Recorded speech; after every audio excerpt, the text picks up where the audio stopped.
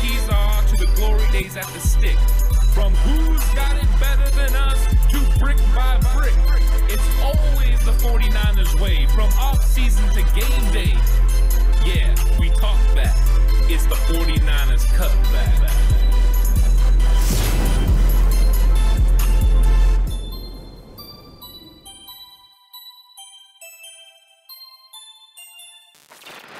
It's 49ers Cutback Podcast time. Welcome to the show, and it's time to start getting into these training camp battles, and one of those battles is going to be in the running back room because Trey Sermon, a third-round pick, could be squaring off against another third-round pick in Ty Davis-Price. And it's going to be an interesting square-off, and two third-round picks, two very different running styles, and already a bias and a preference on my part. But Cutback crew, we want to hear from you really quickly before we get going. Let us know in the comment section right now in the live chat who between these two, Trey Sermon or Ty Davis-Price, is your go-to, is your pick, is your favorite, as it may be. And then by the end of the episode, we can kind of check in with you again and see if you're feeling the same way or maybe not, because, Ant, a lot of people are not willing to give up on Trey Sermon, and I don't blame them. Very talented running back, did a lot of very positive things in college, both at Oklahoma and at Ohio State. The only question is, does he really fit the run scheme and the run game and what they're looking for in a running back at San Francisco? What are you thinking? Yeah, when it comes down to these two running backs, I think it's really interesting because where Trey Sermon didn't feel like he was a fit for what Kyle Shanahan did on offense in that run game and the one cut and go style, it does feel like Ty Davis-Price does fit that running style. Looking at the things he did at LSU, it looks like a guy who shows patience, who understands, where he's supposed to go, but the acceleration at which he moves when he sees the hole. He gets up in there, and once he sees that hole, he goes. And he's not one of those guys that's a burner, and I think that's something him and Trey Sermon have in common. Neither one of them have top-end speed. What they both do is have big bodies who can take somewhat of a beating, and I think the 49ers know they could be volume carry guys if needed. But the question is going to be, is Ty Davis-Price going to, unseat Trey Sermon? Because I think Sermon does come in with a little bit of ability to be ahead of Ty Davis-Price on the depth chart, mainly because he played an entire year in Kyle Shanahan's system, working with Bobby Turner. I think Ty Davis-Price does have his particular role, but these guys are in an absolute battle to see who's going to get the snaps, because we know Elijah Mitchell is going to get his snaps. We've heard already Jeff Wilson Jr. is catching the ball more out of the backfield. These two guys are battling for those reps behind Elijah Mitchell. They are. This is running back to, I guess, I wanted to say category, but it's not category, it's territory. This is running back to territory that these two are both fighting over at this point in time. That's what it feels like anyway, and we could end up being wrong. Very much could be the case, and if you think so right now, comment down below and say, hey, Big Nose, you're wrong. I will take offense to the Big Nose, but I will not take offense to the being wrong, because I very well could be. Here's the reality, though. At this point in time, based on where they were drafted and what their skill sets are, it does feel like Trey Sermon and Ty Davis-Price are competing for that role behind Elijah Mitchell, competing for that bell cow type workload that we saw Elijah Mitchell carry last year and that he will almost indefinitely carry this year, barring injury, preventing him from doing that. The problem is, and that I foresee for Trey Sermon, is that the running style doesn't necessarily fit what we've seen from San Francisco and what it looks like they want to do, which is run on the interior. Elijah Mitchell, even though he was a speedy, kind of more explosive edge guy in college, that you ran him a lot on the outside and the edge, he did run on the interior a lot, but most of his big highlight runs that people fell in love with were him getting to the outside, getting to the edge, turning the corner, and beating people down the sideline. He showed last year that he is an inside interior runner who runs very, very well on the inside and maybe doesn't struggle on the outside, but his best runs are him getting his foot in the ground and getting upfield. Ty Davis-Price has shown that on film in college. Trey Sermon, not so much. And if the Niners are transitioning to a more interior power run game, we're going to be running the ball downhill more often than you're going to be trying to hit those outside zones and zone read looks, then Trey Sermon's opportunities may be limited, and regardless of how long he's been in the system, regardless of working with Bobby Turner, it could actually play to his detriment because he's not that type of runner. And the stuff that we have seen from him in this offseason, when he's put stuff out, is not Trey Sermon working on one cut and go situations. It's Trey Sermon working on his elusivity, which is great, except for the fact that that's not why the Niners use that's not what they're looking for right now in running backs. They've looked for burners, guys who can get to the edge and go, and they've looked for guys who are physical, can run on the interior with great vision. Yeah, and one of the things that Trey Sermon was thought to be when he came in last year was that power guy that was going to be able to finish, on short yardage and be able to convert on first downs, get into the end zone. But then when you heard Anthony Lynn talking, to the media, he was talking about that is the role they see for Ty Davis Price. Yep. So right away, that makes a direct correlation to this competition. Is like these guys are actually battling for those reps. When it's 3rd and 1, which one of these guys are going to be on the field? Now, what you're saying is right about Trey Sermon and the things that he needs to develop as a one cut and go guy, things that Ty Davis Price is already ahead of him on. You just watch the film for 2 seconds and you can see the difference between the two. Price is a bigger running back, and that's saying a lot because Trey Sermon is very thick. But I think where it comes down to is these guys have different skill sets entirely. Now, we can throw out pass catching because neither one of them can do that very well at this point in their careers. No. And then some of the interior running style is similar. But the one thing I have seen on film so far, to me, it appears Ty Davis Price is better vision than Trey Sermon. His vision is just a little bit better. So I think that goes a lot. Now, one thing I have been bringing up, and I'm going to stick with this until I see something different in camp, is I think they can carve a certain role out for Trey Sermon with what Trey Lance does, as the quarterback. There's going to be situations where Trey Sermon can go in there. He has a really good feel for a jump cut system where he can go in there, press to the line, and then cut. I think that could work out in read option situations. I just wonder how much Kyle Shanahan is going to employ that style of offense because that is not what he normally does. Trey Sermon being involved in those and then being able to RPO off of them could be big for the 49ers. I think that is Trey Sermon's best chance to have an impact on this 49ers team. But because if he goes in there and tries to be a one cut and go guy, the way that he's been developing so far, I'm not sure he can beat out Ty Davis Price from what I've seen on film so far. So we'll see what happens. And this is going to be one of those fun battles because I think it could go back and forth. Alex, who do you think is going to get more reps as training camp starts? I think to start off training camp, what you're going to see is very similar to what we saw last year, where you had running back 1 and Trey Sermon taking a lot of first team, second team reps, and TDP taking a lot of third team reps. And that means absolutely jack diddly squat nothing in training camp because it's exactly what happened last year. Raheem Mostert was taking was taking first team reps. He was 1A, Sermon was 1B, and Elijah Mitchell was rotating in behind JaMychal Hasty, Wayne Gallman, the whole running back group in group 3. He was not sniffing group 2 reps. He wasn't sniffing group 1 reps. And by the time I got to week 1 of the season, it was Elijah Mitchell as running back 1 for the San Francisco 49ers. So you're going to see Trey Sermon with the first team, taking a lot of reps, doing stuff there. And you're going to see TDP taking reps with the third team.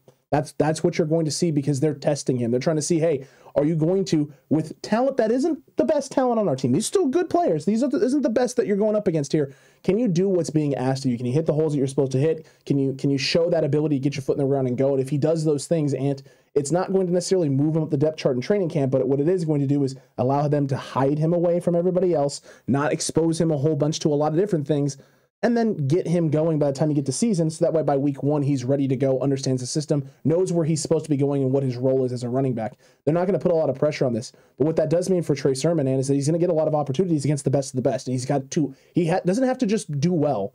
He has to exceed expectations. He has to excel in those moments because you're going up against that first group, and if you can flash with that first group the way Elijah Mitchell flashed all last season, well, now this competition becomes not just dicey, but spicy because the coaching staff is going to be sitting there going, wow, Trey is really developed. Wow, Mr. Sermon looks phenomenal, looks fantastic. We need to let these guys kind of go head-to-head. And you may see some situations, maybe week 2 of the preseason, where Elijah Mitchell doesn't run the football, and it's Trey Sermon and Ty Davis Price rotating in with that first and second group. Yeah, I think both of these guys will look confident and comfortable in the gap scheme. Playing behind pulling linemen, following juice. I think they're going to look good in that. I think both of them have the ability to do that.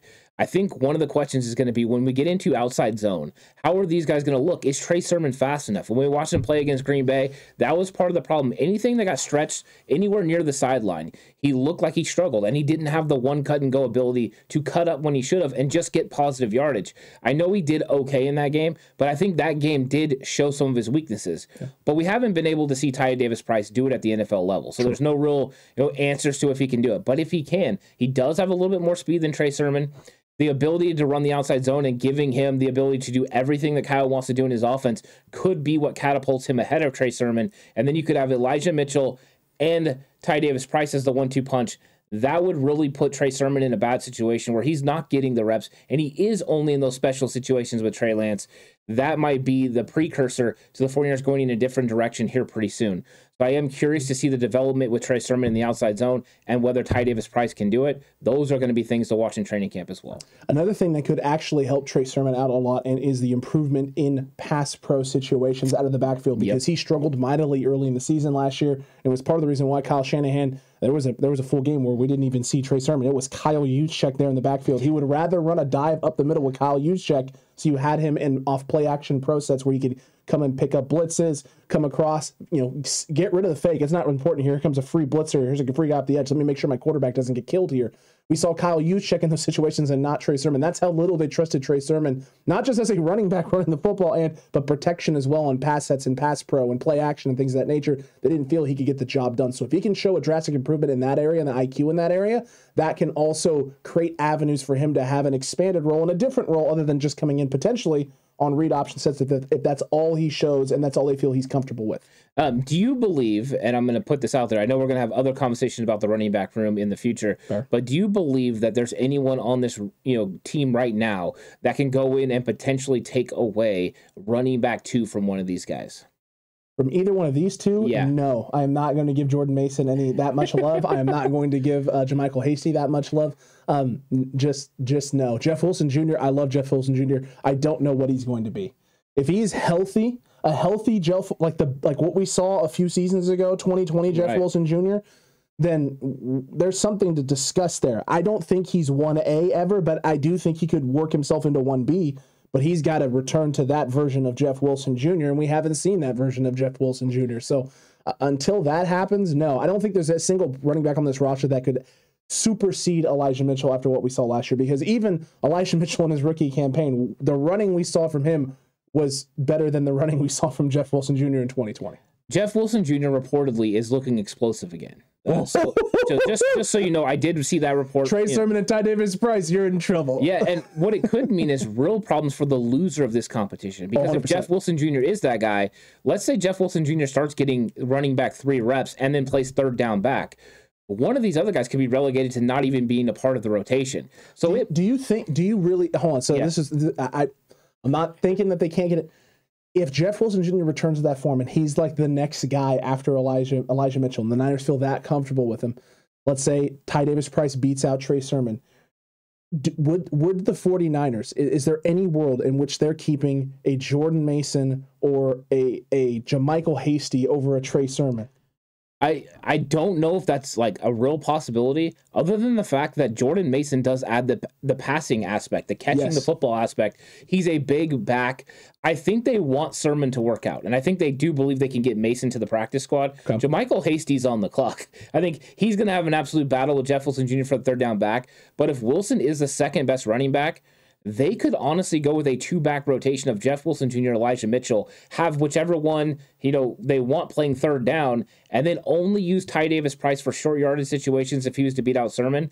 That would be a bad situation for Sermon. He could either find himself not making this team or relegated to being a guy that is just sitting there waiting for an opportunity with maybe no opportunities coming his way. Would the Niners consider trading in that situation? I think they would for the right price. So here's the question then too: Would this be a situation where you could see the Niners actually keep 4 running backs on the roster, especially if they like Jordan Mason? If they feel Jordan Mason would be a better option than Trey Sermon, we can stash him on the practice squad. We don't need to worry about it. Let's deal Trey Sermon. Let's roll into the season with Elijah Mitchell. Let's roll into the season with Jeff Wilson Jr. Let's roll into the season with Ty Davis-Price and Kyle Juszczyk, and that's it. Yeah, I think so. Yeah, I mean, they could do that. I think it's going to be 5, though. I really do. I agree with you. I think they could go that way, but I think it's going to be 5. They're going to be 4 tailbacks, Kyle Juszczyk, Trey Sermon. If he is relegated to that type of role, they could trade him. They're not going to get the return on investment that they wanted. No. There's no way they're getting the 3rd-round pick out of him. They could also turn around and trade JaMycal Hasty. I'm sure there would be some people that'd be interested in having him as a 3rd-down back. True. But I think this room is going to be one of those ones that plays out, and we're going to have a 3rd-down back conversation coming along the way because Jeff Wilson Jr. has ramped up catching the football in the backfield, so it is kind of trending towards what we've been talking about. Jeff Wilson Jr. as a 3rd-down back could be coming your way. Jeff Wilson Jr., versus JaMychal Hasty. Be on the lookout for that because I'm sure that's coming soon. That will be coming soon. And listen, TCC, let us know what you think now that we've had this conversation. Do you feel really good about Trey Sermon? Do you feel real good about Ty Davis Price? Are you more concerned with Sermon? Are you more concerned with Price? And do you really believe there's a world in which Jeff Wilson Jr. is the second running back behind Elijah Mitchell and Trey Sermon or Ty Davis Price? Either one could either end up not being on the roster or not having a role this season because of Jeff Wilson's elevation and return to form. Comment down below right now. The key is if you're the best, you're going to be playing and carrying the ball for Kyle Shanahan. He doesn't care, and I don't think Anthony Lynn cares either. You're going to see another level of running back play because Anthony Lynn's coming in with an attitude. He's just trying to expand on what Bobby Turner did. Turner was getting these guys to a certain level. Let's see if Lynn can get him over the top, but I'm super excited about this competition. It's one of the ones I'm most excited to watch in camp because last year we saw the emergence of Elijah Mitchell in person, seeing him do what he can do. True. Will one of these guys jump off the screen or jump out of the field, the way that we saw it last year? I mean, they just exploded. I'm excited for it. Super excited, super stoked, TCC, super stoked. Let us know if you are too. Hit that like button and subscribe if you haven't already. Hit that notification bell as well so you don't miss out on more of these videos, more live streams, more just news content and 49ers content coming at your faces right through your television screen, phone, tablet, whatever you're watching this on, computer, who knows. But we hope you enjoyed this one. We got tons more topics, tons more position breakdowns to go through as well. We'll catch you on the next one, and until then, stay safe. Remember, the right way is always the 49ers way.